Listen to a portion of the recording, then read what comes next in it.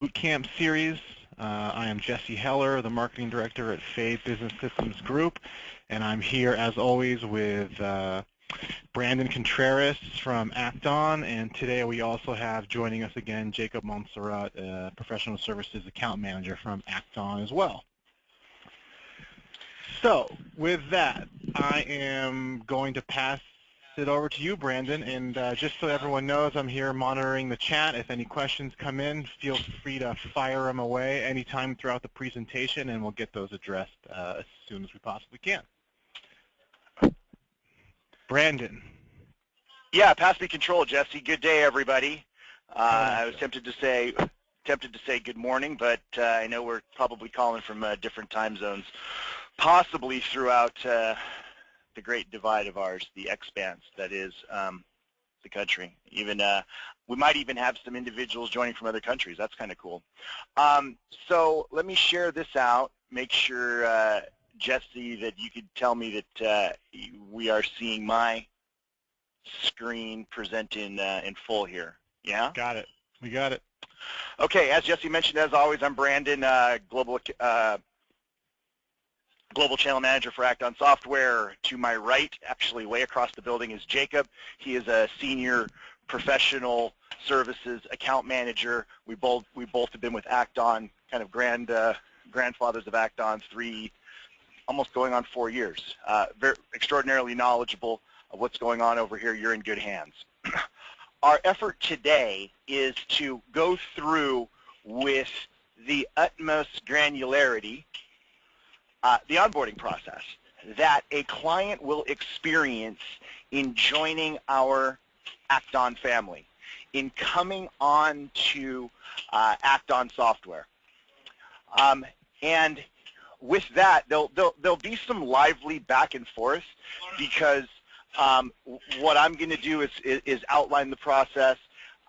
We're going to dig in deeper with Jacob and his experience in the trenches, working with clients, the positive, the negative, across the board. His experiences on a daily basis.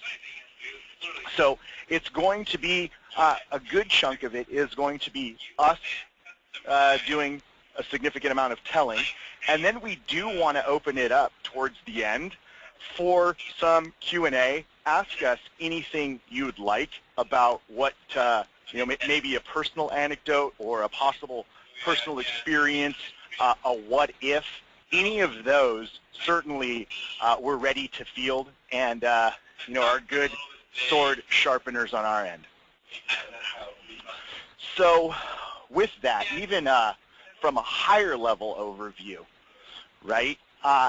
Organizations joining us, coming onto our marketing automation platform, we experience the gamut. It certainly runs the gamut. Anywhere from organizations that have no knowledge of marketing but eager and anxious to kind of get in there and roll their sleeves up and learn more and become intermediate, if not experts, rapidly. Continuing down this list, clients with limited knowledge of marketing, but hey, we've got the dollars and cents sense in the in both phraseologies, CENTS and SENSE. Clients with full knowledge of marketing but with little resources. And again, it covers the entire spectrum. They show up on our doorstep, and we need to have the flexibility, the latitude, the expertise, knowledge, and know-how to be able to white glove everybody coming on board. It certainly doesn't help us when an organization joins, doesn't have any success with the platform, and cancels. We work extraordinarily hard to ensure the success of clients as they come on board. We go as far as to say that during the entire process, when they're presented with their customer success manager, that these individuals in turn become an extension of their marketing department. That's huge. What ends up happening in the landscape is that in the marketing automation landscape is that organizations will graduate from one platform over to Acton, certainly because of feature and functionality, but above all, the service and support that we offer. Because it does go beyond the check the box, step 1, 2, 3 style implementation, and we do delve into tips, tricks, techniques, paths of least resistance, recipes for success. Again, given our expertise, knowledge, and know-how, very capable of presenting this and getting it accomplished with clients.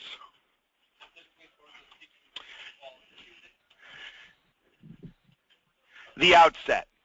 After we get all of the terms and conditions said and done and agreed upon, we schedule what's called a getting started meeting.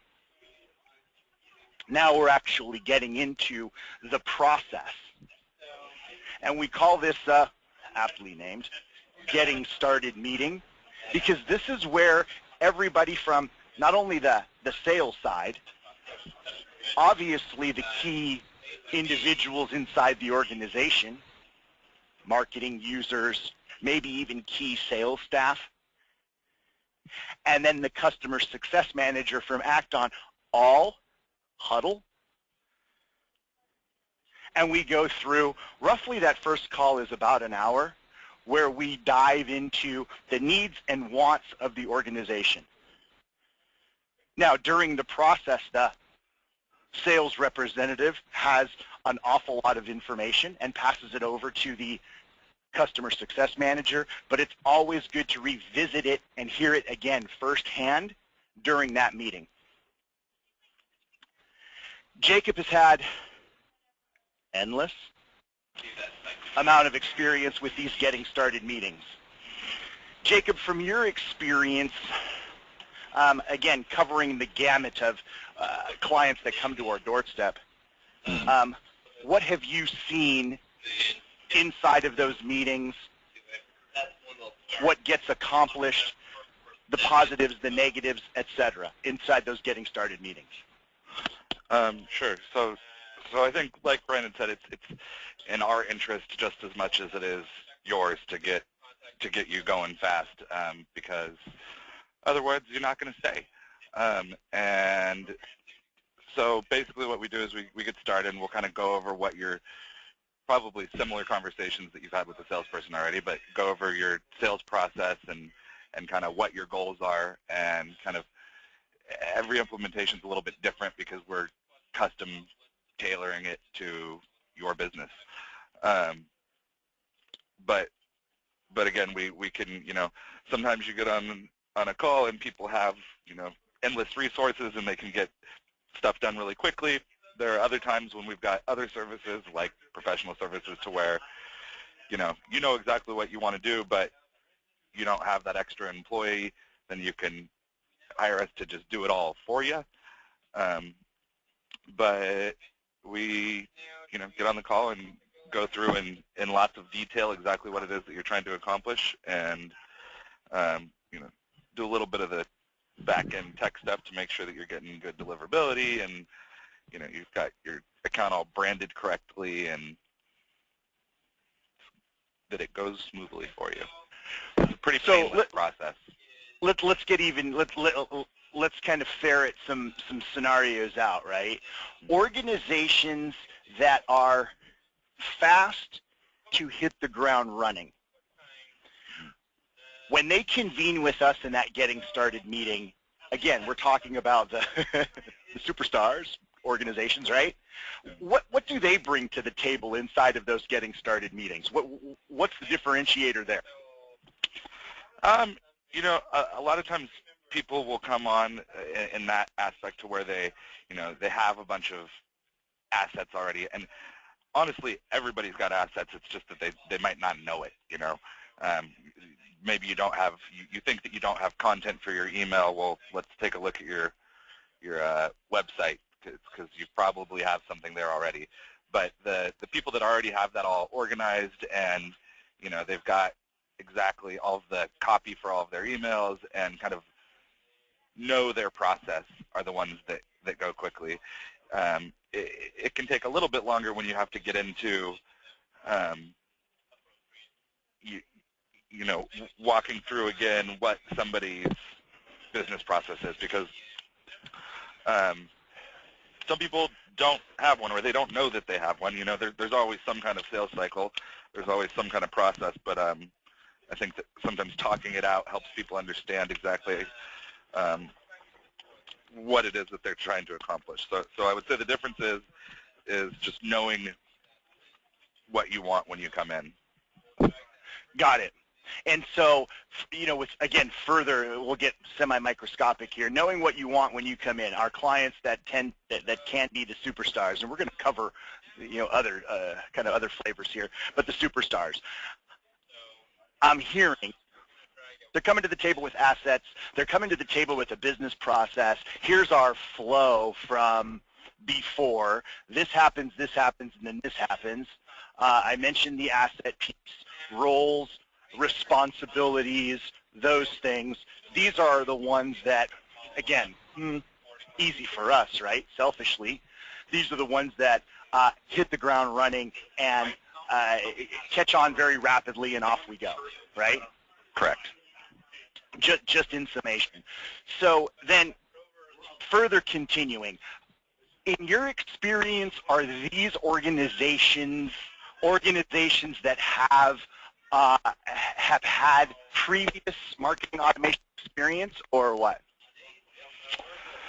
I don't know that that's, I mean, that's definitely helpful, but I don't think it's necessary. I think that it's more so just have, you know, like I said, a defined set of goals. You know, I think some people come in and their goal is, hey, we just want more leads, which is great. I mean, that's a great end goal, but that compared to the customer that comes on and says, all right, this is the life of a lead. This is what happens.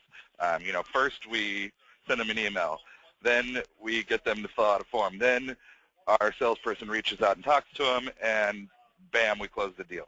Okay, there's a defined, you know, simple example of a process, but that is, you know, easier to work with and design something more quickly than sitting there and talking it out. But on the same note, I can usually accomplish in an hour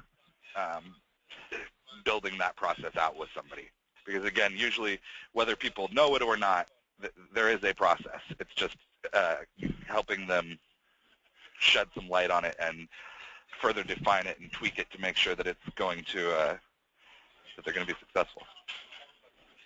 Yeah, and this is going to be my next piggyback, right? In asking, if this is the, or could be the superstar organization, again, they come in and they've got all of their stuff in line and in order, whether they've had previous marketing automation experience in the past or not, how do we, what do we do on our side to make these superstars even more superstar-esque, right? What has been your experience there? How do we make the best better? Or how do we make the better the best? Sure. Something like that. So I think that what makes us good at that is that I think that your typical marketer has implemented, you know, 2 to 3 max marketing automation platforms. I've done it 1,000 times. And so I know what works and I know what doesn't. And I think that something that, for the most part, we're all pretty good at is calling things how we see it. So if you come in and you have a plan and you say, okay, this is what I want to do, and it's not right, I'm not going to help you. I mean, well, if that's really what you want to do, I'll help you. But I'm going to point out what isn't good. You know, I'm able to come in and say, okay, you know, great idea, but that's not going to work. Here's a method that will work for you. And so I think that just being honest and having the experience of doing it over and over again is, makes us an asset to the customer. We really are kind of an extension of their marketing team. Yeah, and let's, as we're still with the, the Superstar-esque style organization right now, this can apply to all of our clients across the board, right? Mm-hmm. And we mention this with the greatest amount of sincerity. We become extensions of their marketing team, right? What does that mean inside of our or underneath our customer success umbrella, right? Hey, we become extensions of your marketing department. What does that mean on a day-to-day basis for your department and your squad? It means that we really monitor on a lot of levels what you're doing in your account. We are constantly checking in to make sure that things are set up properly and that processes are put in place that are going to make people successful, whether that be, something like the deliverability of an email and, making sure that people are cleaning their lists and that they're, doing the things that they need to do in order to get good deliverability, or whether that be, again, spotting processes that are flawed and helping develop ones that are not. Jacob, what about a situation where an organization will be, onboarding and maybe they don't really have one dedicated marketing person yet, and maybe it's like a more sales type organization? What kind of experience do you have with companies that are kind of setting it up like that?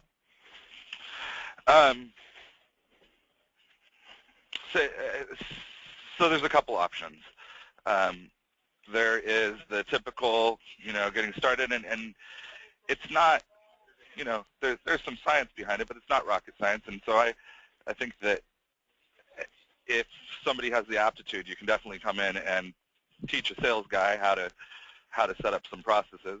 But if you don't have those resources, or if you don't want to use them on that, we've got, actually, which is what I do now, professional services, to where you can hire us to do it for you. So, if you wanted to have your emails sent out at a certain day, time, whatever it is, and I want these processes set up, but hey, I don't have the time to do it, act on, go, and we'll do it for you. And actually, Jesse, that's a great segue into kind of the next side of the spectrum, right? It's easy for us, and that's why you did it at the outset, to talk about the Superstar organization, to talk about the company that comes in ready to hit the ground running with all of its stuff in order, and then attach Act-On and our Superstar staff, and away we go. Great. Easy to talk about them. Let's move our way down to the other side of the spectrum now and talk about the client that onboards with us that is opposite of that, right? Quite possibly lacking in resources. Certainly not lacking in passion and, raring to go, but marketing resources, content, knowledge, know-how, etc. And now they become part of the Act-On family, and we've got all of extensions of your marketing department, so on and so forth. How do we handle those, right? This extra special group. I think that we have kind of an analogy that I like to use sometimes, bringing us back to the 90s here. But so say you get this AOL disk in the mail, and so what we're not selling you is, all right, hey, put it in the disk and press run and install the software. What we are doing is teaching you how to use the internet. So we come in and hold your hand and walk you through it. And if you're, if you've got just a little bit of aptitude, it's really not difficult. I think it's just the willingness and also understanding that it's just that, it's a Act-On on its own is a great set of tools, but it's just that tools. It's marketing automation, but it's not going to make your coffee for you. You know, you still need to be able to come in and define your business process and define what it is that you want Act-On to do for you. And as soon as we walk through that, then I think that customers, big or small, tools or not, are able to be successful. Yeah, and then here we go again with that amount of granularity when we talk about walking somebody through this process from beginning, middle to quite possibly end, right? Where do we start? I mean, I know the answer given the amount of getting started meetings I've been involved in, but this is instrumental in hearing it from you, right? Where do we start with these people? I start by asking people to walk me through the life of a lead. And then I ask lots of whys, you know, and not because somebody's process is wrong, but I want to understand and maybe point out gaps in that process. So I ask lots of, you know, and you're doing this because why? And I think that is good in any process, whether it be in life or in Act-On, to kind of question your motives in order to get to the best possible outcome. Got it. Good info, right? And even further expanding on that, organizations come in to us all the time. We just want to generate leads. Let's go. Come on, right? Turn this on and turn on Act-On and let it produce the leads as it is this lead generation platform. It's all about marketing automation. I've read the articles about marketing automation. I'm ready. You know, I've bought in. I've got my subscription. Flip the switch, and the leads are spit out, right? Tell me about the educational process and our involvement in that, in kind of slowing that train down just a skosh. Yeah, I mean, it's getting people to understand that, you know, yes, it will generate leads, but again, it's not magic, you know, and there's still a process behind things.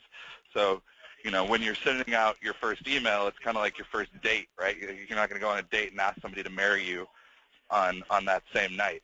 And so it's a similar process when you're marketing to people, that you're going to, you know, present them with some information first. You're going to nurture them some, right? And so that's what Act-On is really good at, is nurturing customers and then converting them into leads. And there are definitely people that come in and say, it's been 2 weeks, I haven't seen any ROI. What's going on? And, you know, having just being able and willing to have that conversation, you know, Mr. Customer, let's be realistic. I mean, you know, we are going to generate more leads than you've ever seen, but hold on to your britches. Yeah. Further in talking about that side of the spectrum of the client that doesn't have everything in order. And when we talk about the human resource in all of this, and it's a great question. Pre-sale, I get it often when I'm out doing you know, trade shows. How many man hours do I have to dedicate to something like this? You know, I don't have the person, or maybe a particular sales ops person can jump in. You know, but how many hours should I dedicate to something like this, right? When we onboard and we're ferreting that out, what is your textbook or otherwise response to the human resources that we need to man Act-On software? I don't think that there is one answer for that. I usually tell people that they can do it, you know, you can do this as fast or as slow as you are willing to do it. You know, so for some of the more technical pieces, realistically, let's call it 2 hours max. But after that, it's how fast do you want to go? If you've got the resources and the content and everything, and you got yourself organized, then we can do it pretty quickly. If you don't, then it's going to take some time to invest in it. Got it. So in recap, with the clients that we do hold true and dear to our heart, the ones that come to us with the energy and the excitement, the passion, but maybe don't have the experience, we're able to adjust our mannerisms. We're able to adjust the way we deal with them to ensure their success, equally as the organization that comes to us with all of their collective ducks in a row, ready to hit the ground running. We're able to have that flexibility and work just as well with both sides of the spectrum. And there's a resounding agree from you, correct? Yes. Got it. So let's talk about across the board, challenges exist. Challenges exist with the superstars. Challenges exist with the not so superstar. I don't know. Is there the typical challenge that most organizations are going to experience down the Act-On road? And if there is, cite a couple of examples of those. I mean, just from your experience, what are some of those examples? I can't think of anything huge. I would say just some of the initial technical pieces. There are often, especially smaller companies, that don't know what a CNAME is and don't know how to set that up. Don't know, how to set up DKIM. I am sure that there are people listening now that don't know either of those terms, but so the people that don't have some kind of IT resource to do that, we can still help you, but that means that I'm going to need to set up a meeting and go into your domain settings and help you with how to get that stuff set up. And so that will sometimes delay the process a little bit, but again, it's something we're willing to help with. Whereas the customer that does have an IT resource or that is just tech savvy is able to say, turn that. I mean, I've had people that have, on the very first getting started call, set up everything that they need to set up on that first call. I mean, if they have a CRM, that included everything, 1 hour done. But I've also had people that like to drag it out a little bit. Yeah, and you bring up a good subject, one that I was going to touch on later on in this call, but let's address it now. The IT resource, right? I know pre-sale, we've got pretty much in our vernacular, our talk track, little to no IT resources are needed. But you brought up a couple of points where, here's where we might have to delve into kind of the IT side, right? When you bring up things like DKIM and CNAME and those types of things, right? Mm-hmm. Does that mean I need to have some sort of IT manager, developer, assist me with this, or what type of IT resource do I need here?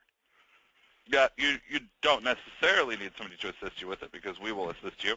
But, if you have a website, likely you either hired somebody to build that website for you or you built it for yourself, and it basically all revolves around that same thing. If you have an email address, there is somebody who manages your email settings, or that's you. And those are really the only two places that we need to touch, because we need to put a tracking code on your website, and we need to set up some things for deliverability that involves setting up a CNAME and some email addresses. Got it. takes care of the IT resource piece, while we, there are some little IT knickknacks that we have to address. We're not talking about developers or implementers or consultants, experts that need to come in here and work side by side with you, right? Right. Cool. Anything else on that? I mean, we've kind of wrapped the two spectrums of the two style of clients into this kind of the theme of the getting started meeting. Anything else that you would add to this that hour of the getting started meeting and how we address the full spectrum of the client? I don't think so. Got it. I don't think so. So now we march forward. We've had this getting started meeting. The minds have met. The minds have determined, okay, here are goals and objectives going forward. Here's, kind of what we want to do. Again, based on that client flavor, right? And now everyone's got their roles and assignments, etc.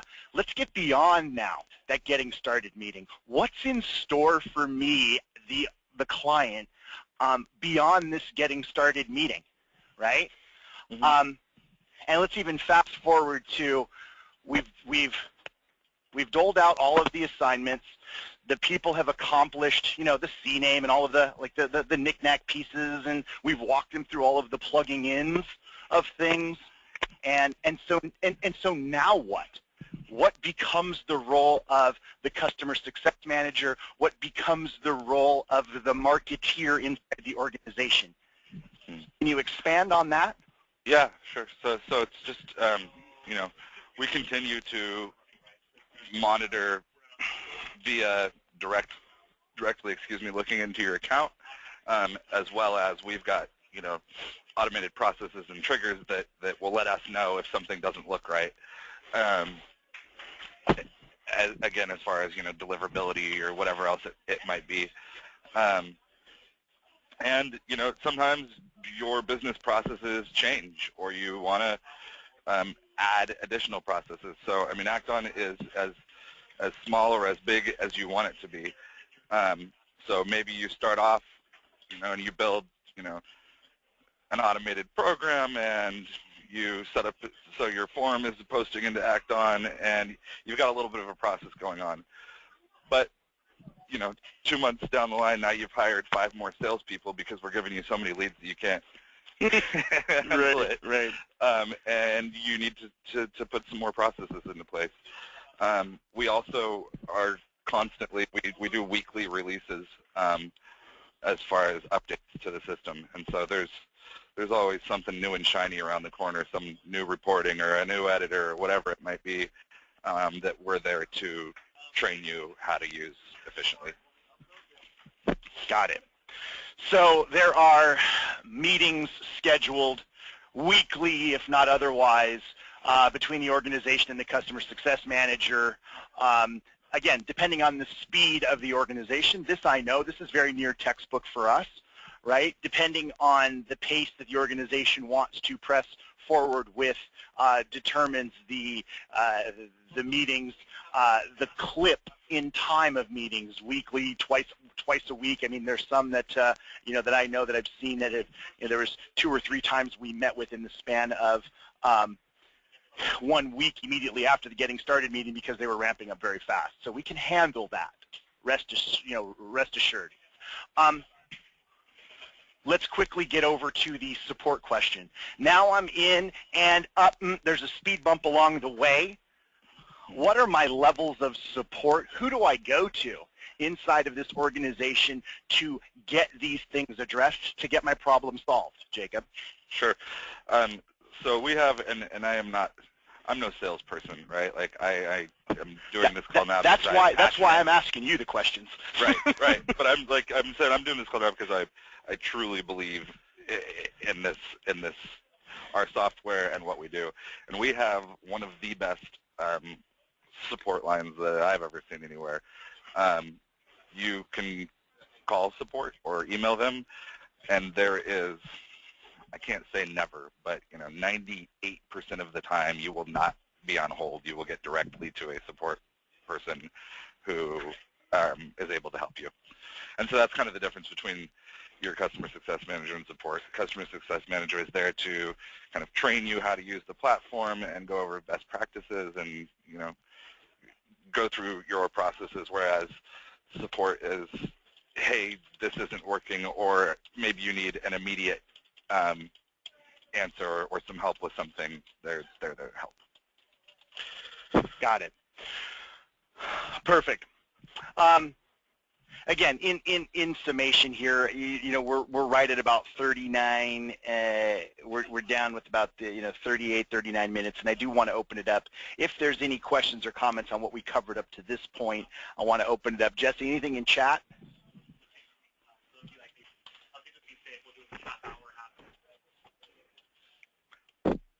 No, not at the moment. Got it. Just a couple seconds to, if anybody has any type of commentary or question. Because while we have covered the spectrum of the expert client all the way down to the not so expert client, I want to make sure that that it's not. I'm not in a round room looking for a corner. I don't want to belabor something that we have said by continually going over and over it again. Yeah, or if anybody thinks that they have some kind of, I don't know, unique situation or integration or whatever else it might be, feel free to throw it out there at me. Yeah, got it.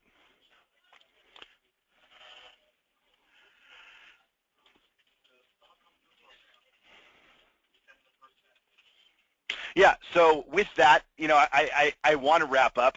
Our goal and effort here was to give you, with some level of granularity, a peek inside to the onboarding process, right? In a not so, standard fashion, right?